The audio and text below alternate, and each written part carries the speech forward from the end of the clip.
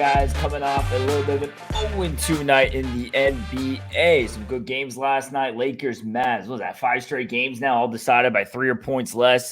Playing tight yet again. Luka outduels LeBron in that game last night. Some good games, but the losers for us ended up being with the Sacramento Kings and the Chicago Bulls.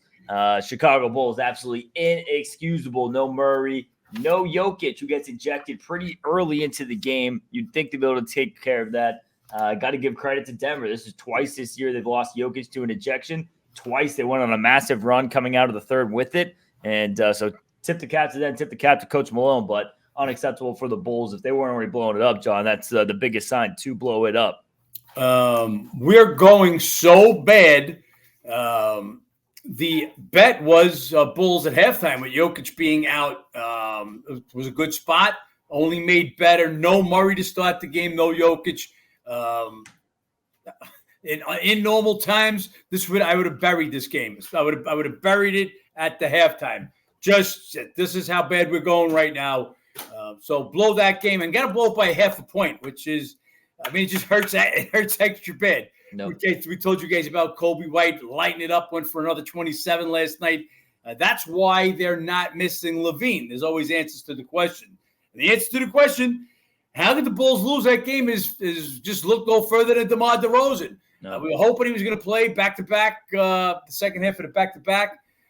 Well, you know what? I hope he didn't play. 3 for 13, absolutely destroyed the game. This is the NBA right now. It's as unexplainable as I just saw the NFL release the Players of the Week this week. Zach Wilson is the AFC Player of the Week. Tommy Cutlets is the NFC Player of the Week. Are you fucking kidding me? Where are we?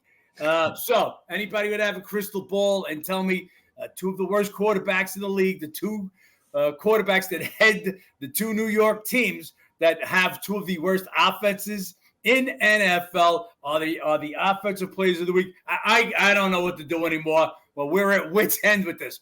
What we'll do is just keep doing what we do. If you guys watched the show yesterday, I told you I had one game circled already for the NBA for today. And this game we circled since we lost the last meeting in the in-season tournament. We had Bucks against the Pacers. Pacers beat them outright, got the job done. That's the second time they did it this year.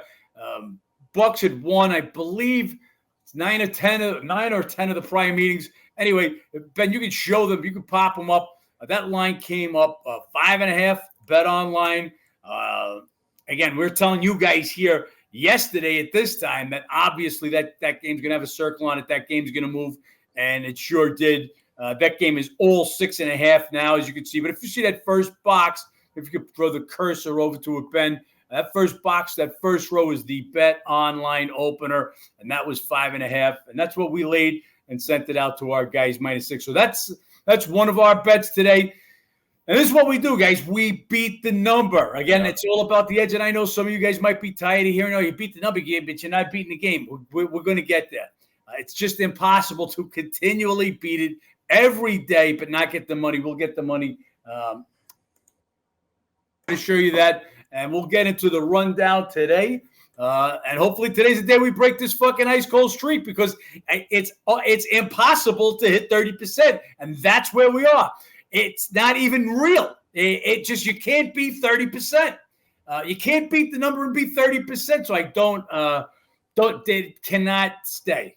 We have to go on a ridiculous run to get to 45%. And we will do it, because we cannot go 30% for the year. It just can't happen. So here we go. Let's get it going, Ben. Yeah, let's dive into this slate, see how we're going to start that climb back upwards. First game on the card, 76ers at Detroit. It's the first of a home-and-home Philly coming off a monster win against Washington, 146-101, and Embiid, another big night in that one. Then you have this Pistons team, 20 in a row they have dropped, and I don't think they're going to get it here against Philly, so most likely going to be 21. Whoever is the team that allows them to get that win, they should have some sort of punishment. We'll see what happens here. But this game, can't bet the Pistons. They're playing horrible. 76ers that have owned them 15-2 their last 17. meetings, 12-5 against the spread. And you got to look at the over here. Philly playing dead over basketball. We've been on the last couple of overs for them. They cashed it for us. Going to be on it again tonight. Last 7 games here for Philly's gone over, averaging 243. Then you have 2 of the last 3 meetings going over. Pistons coming off a high-scoring game with the Pacers. Their 3 prior went under, but when you're a team like the Pistons, as bad as you are, you don't get to control the tempo in a game. You don't get to choose that. The other team gets to dictate that. So if you're playing with an up-tempo, high-scoring team, that's the kind of game you're going to play. Saw that with them against Indiana. Expect that here with them against Philly. Yeah, Philly averaging $134 a game their last 3 games. They are just lighting it up. Expect more of the same punishment to Detroit. Only reason I didn't lay, because this number opens a little cheaper. It's up to 12 now. This is a home and home.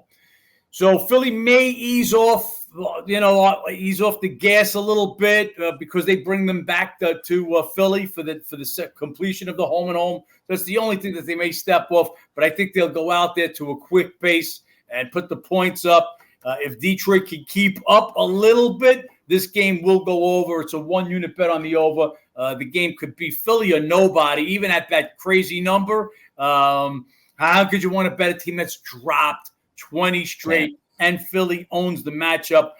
19 of the last 22, 16-6 against the spread. So we just went over 1 unit. And you had the Pelicans going on to Washington. Zion, he's questionable tonight. He's coming off a monster game, 36 points on 13 of 17. They get it done there against Minnesota. I'm sure a lot of you guys saw the Stephen A comments calling him fat, this and that, how you'd eat a whole table, and he showed up with the response. We'll see if he's back in there tonight.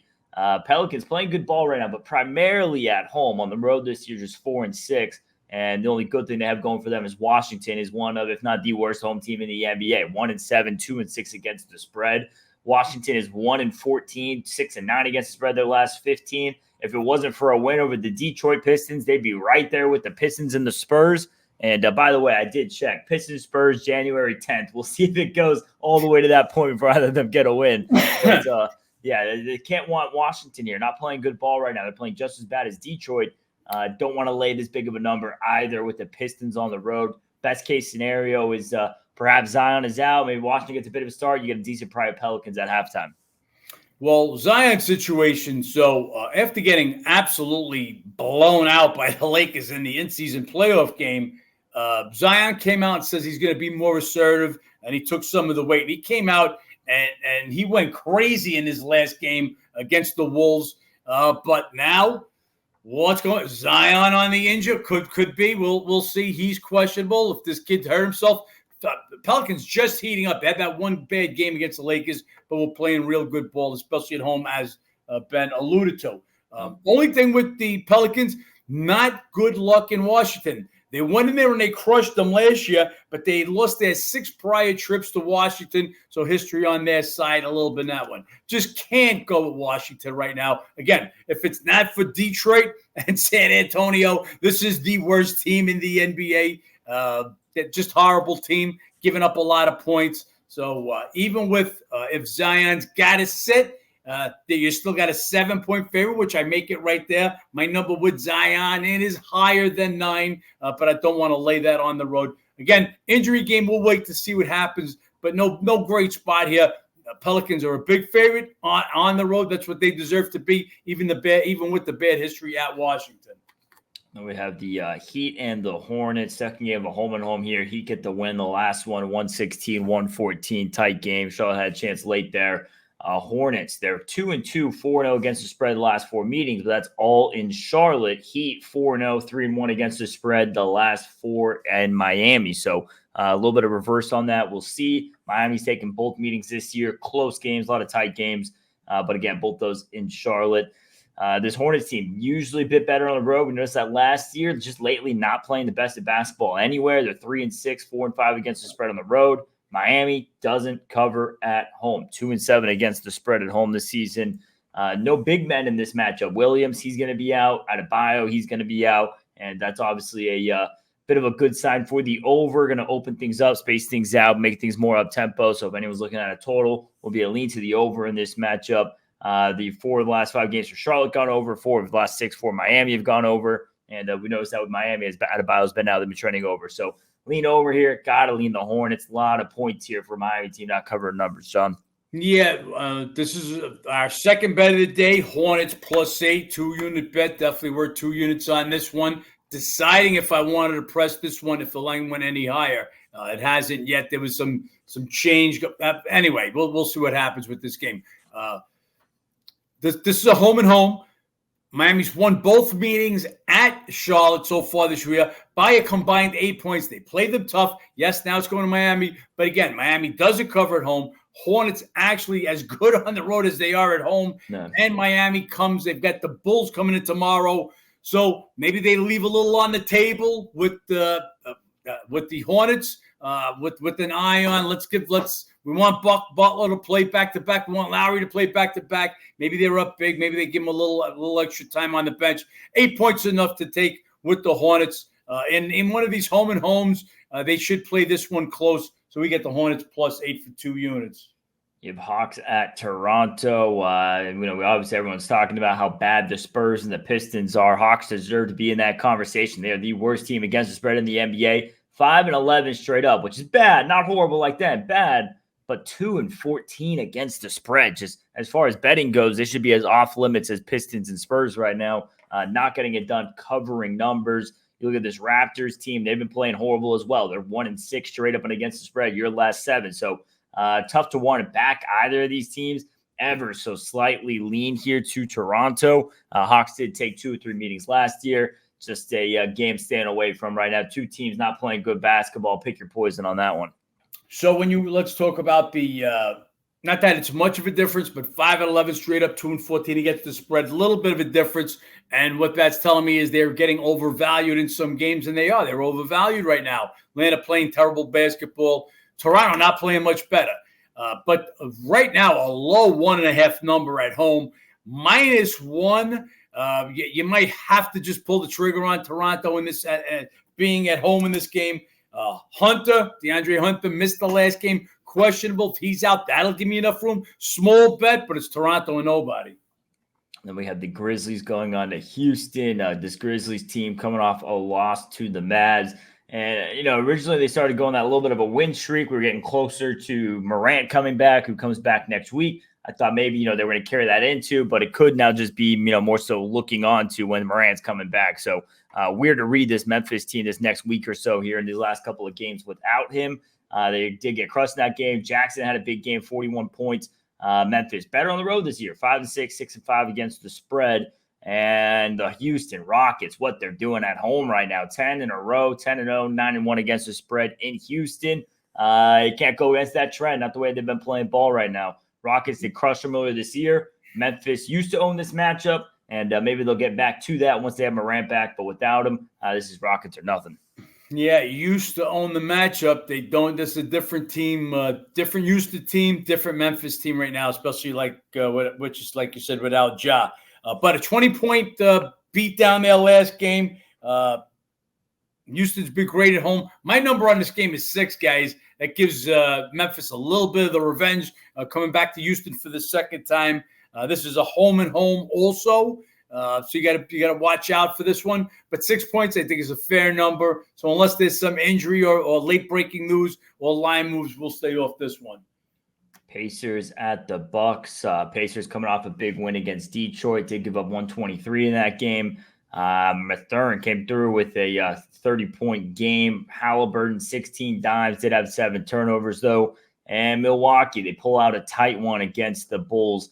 Bucks are playing good basketball, all considered. Lillard's playing not up to his level. He's coming off a horrible shooting night, 3 of 17. But when you look deeper, he's still top 15 in scoring. And you look at, okay, they're not covering numbers. They're right up there with Atlanta as far as bottom 5 in the league in covering numbers. They're still 11-1 at home this season, getting it done at home like none other. So Bucks can be scary on the stretch. They piece things together, and they're showing up to this game with revenge. Obviously, we talked about it yesterday. We started off today at the start of this talking about the Bucks bet on Milwaukee today. You got a revenge angle in a matchup they used to own. And we'll see. The in-season tournament game was more low scoring. Thought we were going to see a bit more of a high-scoring game. Landed 247 there. But this is going to be a bit different now. It's a little bit of a different pace, a neutral site. So I wouldn't be surprised if this thing gets over this number, even though it's all the way up to 259, which is absolutely absurd. I mean, you consider the fact that Pacers just played 254 with the Detroit Pistons, one of the bottom 5 teams in scoring. I think you get Milwaukee, we're going to see this thing soar. Could be a good game for you prop bettors. So it was a 30-year high, the total in the in-tournament game. And that was, what was the number there? Was that 250? I believe it was 254. Okay, we're at 259 now, literally crushing the old 30-year record. That game went on it's a hell of a lot of points. You're looking at the game in $1.30 a piece to get there. And I'm not saying it can't, just I don't see an edge in it getting there. The edge that I see, Bucks will come for this game. They've been beaten twice by a Pacer team that they absolutely used to own. Lillard coming off a horrendous game, his last game out, but Bucks were still good enough to get there. Bucks at home. This will be the first time they're meeting at home. First game was in Indiana. Second game was in the playoff tournament in Vegas. Now they're home, as Ben said. They don't usually cover at home this year, but they've been winning their games. But I think this game, they put it on the Pacers. This, like we said yesterday, this was our one circle game we had for today. We laid 5.5 for 3 units as soon as this line came out. Then we have the Lakers going on in San Antonio. Lakers back-to-back. LeBron and AD both have big games, played big minutes, so they're both going to be questionable, hence a bit of a shorter line on this matchup. And they might actually be truly questionable. I think the Lakers, I mean, obviously the Spurs team is down bad, so I think the Lakers are good enough to get it down without them. It could be a good scheduled day off. We thought maybe we'd see them get the off day yesterday because they're both questionable coming out of the tournament. Didn't happen. They both play against Dallas. So got to see what's going on with those lineups. And then San Antonio, I mean, what is it now? 17 in a row they've dropped. They couldn't hit anything from 3 last game, 5 for 41. Vassell and Johnson are supposed to be your 2 decent scorers on this team. They want to combine 1 for 18 from deep. So nobody really playing good ball right now. Can't want San Antonio. If LeBron and AD are both out, it's going to be tempting to want to be on the Spurs in this one. But Lakers, between the young guys, D'Lo, Reeves, Hachimura, they might just be a better team enough even without LeBron and AD. Spurs suck. I've been saying it like, Wembanyama, yes, may be a superstar at some point, but he's not yet. This is the same old Spurs. They're a terrible team. The line right now at 2 is telling you AD and LeBron are out. Yep. If they're in, this line is 9. Even on the back-to-back, I can't see that they're going to – first of all, LeBron played 40 minutes last night, AD 37. What happened to this keep LeBron between 28 to 38 minutes, to 28 to 30 minutes? That's out the window. Did you bring him back today after 40 minutes last night? And by the way, a great performance. This LeBron, this is the oldest guy in the NBA. So going crazy. I'm not a LeBron lover. I'm just an analyst. Whatever you are is what you are. I don't like or dislike anybody. There's no denying what this guy's doing at this age. Mm-hmm. He willed him in it. Well, look, AD had a big part of it too, but they grab a hold of that first season tournament. Anyway, great game for both of them again last night in a wide open offensive game. But do they play back to back? I don't see it. The night to sit them, I would think would have been last night. But no, they're probably going to sit tonight. If they're not, we're going to bury, and I mean bury the Lakers in this one. Lakers won all 4 meetings last year by a combined 56 points. They're going to do the same. I don't see a big game for San Antonio today. And if you guys saw the reel, it's been out there. I don't know if you saw Ben Wembanyama going to save a ball out of bounds, how that ankle tweak. Yep. I don't know how that fucking ankle isn't broke, to be honest with you, but he got right back in it. So credit him for that. But does that thing swell up overnight? That's just something I'll be on the lookout for. Again, this line is made with AD and LeBron both out. If either one plays, it's a bet for the Lakers. If they both play, this is a 5-unit bet. I make this game 9. And we'll see what goes on with those injuries. You guys want those as the days comes on. Sign up on massiveedge.com or download the app. This next matchup here, Nets at Phoenix, all the narratives to it. Nets, they had won 3 straight to end up losing at Sacramento the other night. That's when Brooklyn or Kings just shot the shit out of the ball, 56%. You got the revenge factor here. Mikal Bridges, Cam Johnson coming back to Phoenix, obviously for that Kevin Durant trade. This is KD. What's going on with him? We got to see what's going on if he's back in tonight. Booker and Beal both look solid versus Golden State last night. And, obviously Suns coming off that win against the Warriors. How about Draymond Green? We didn't really touch on that at the start. Piece of shit. Yeah, piece of shit. Just, again, swinging the arms, going with the hit. So let's stop right there. Throw this fucking piece of shit out of the league. You can't be a thug, okay? I don't want my grandson watching this piece of shit. Look, you want to come play ball in the park? That's how we used to play in the park. This is the NBA. You can't be a thug. If I did that, and I'd like to do that in this current loser trade, I'd like to do that to a couple of people, actually. But I'd be arrested for that. He's a repeat offender. It's not like it was a mistake. I saw his little bitch-ass apology last night after the game because he knows he's in trouble. And the NBA's got to put the fucking hammer down. It was 5 games last time. This should be 10 with a warning. The next offense will be 20. And we'll go from there. What he did, look, they suspend guys like John Moran but he didn't do anything with Gunn. It's making a video. He's been a stupid kid. Okay, this guy's actually being violent. I mean, this is enough. Stepping on people, hitting people. Get him out of the fucking league, but at a bare minimum, 10-game suspension with a warning. Next one will be 20. Sorry, but I had a rant. Go on your rant, Sean. It's all right. Yeah, interesting to see what that suspension is. I agree. It should be 10 games. We'll see if that's what they do. Golden State as a whole last night. I mean, the starters got benched. Clay, Wiggins, everyone got benched. They went on a run late. So all kinds of issues for Golden State. We'll see how they handle it. The team in decline.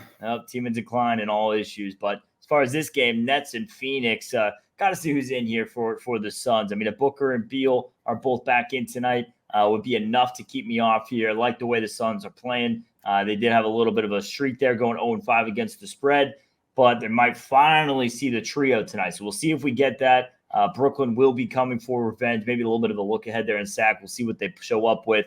At 3.5, where this number would have been a lean to Brooklyn, but not as much anymore. Coming back down to 2 here. These last 2 games we're going to talk about, and again, it's all injuries. I mean, this game is huge injury implications. You've got four players that are in the Phoenix Suns rotation. We don't know if they're playing or not. So Beal comes back last night after missing a month. First of all, I got a different take. It didn't impress me. He was a -15 in the 27 minutes he was on the court.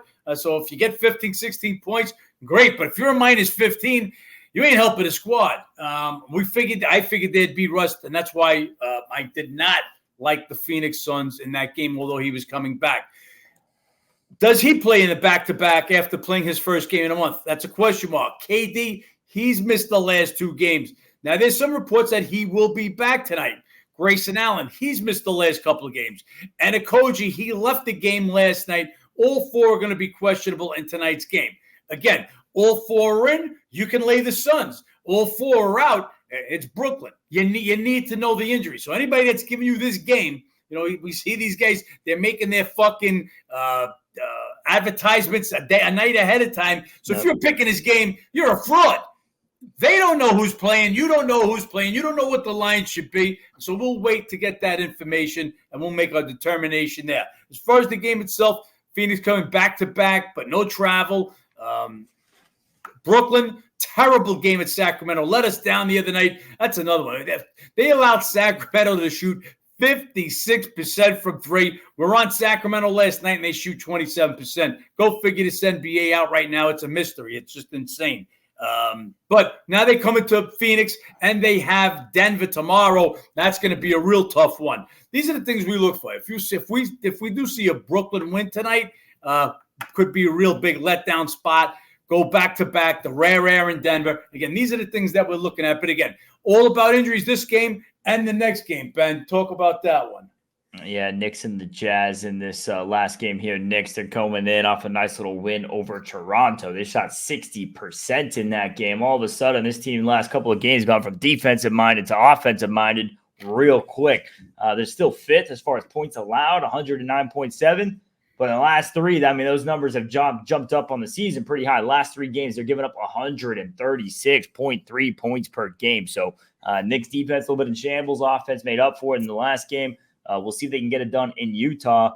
You have this Jazz team 1-5 straight up against the spread their last 6, but they've been banged up. Clarkson, he's going to be out. Markkanen, Collins, and Kessler.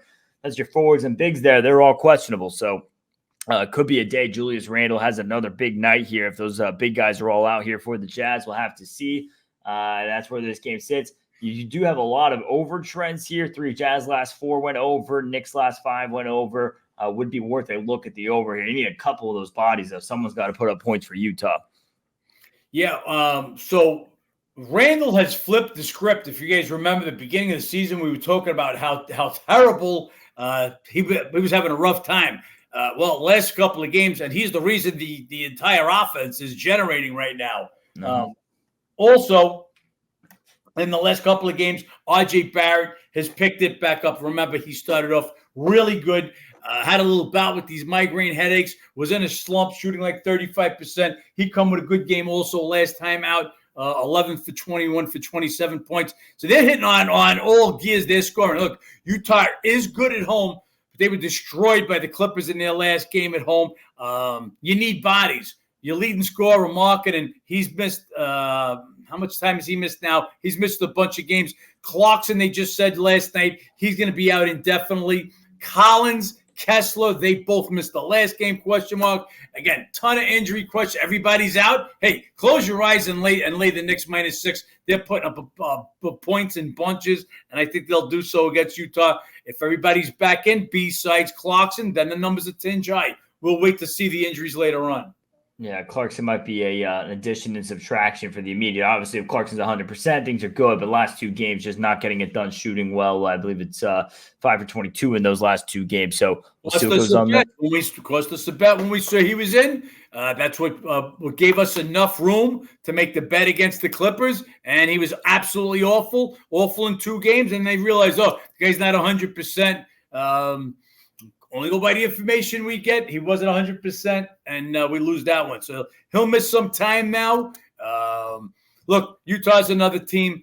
This present group isn't going nowhere. You might see a guy like Clarkson on the move shortly, but after he comes back healthy, but you got kind of in that same situation as Levine. Well, you want to get rid of him, but he's damaged goods right now. What can you get for him? That is the Wednesday slate, guys, here in the NBA. You guys know our 3 bets. They're out on the card. Hopefully we can get some winners here tonight, get back into the green. A little bit of trying to run through this a little bit quicker, get into some of the breakdowns for tomorrow and this weekend's football so we can continue this climb back up, John. Yeah, just getting back to what I had talked about.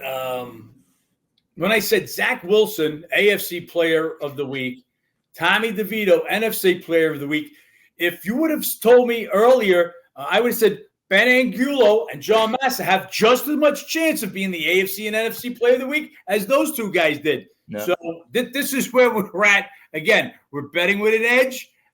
We have it. Our bet last night, Bulls took 7.5. Game closes 6.5. Our bet today, Bucks laid 5.5 at 6.5. This is what we do. You're going to win. Cannot mathematically stay at 30%. Guys, I don't know what to tell you. Not trying to sell you here, but we've got to turn this around. It's got to happen real quick.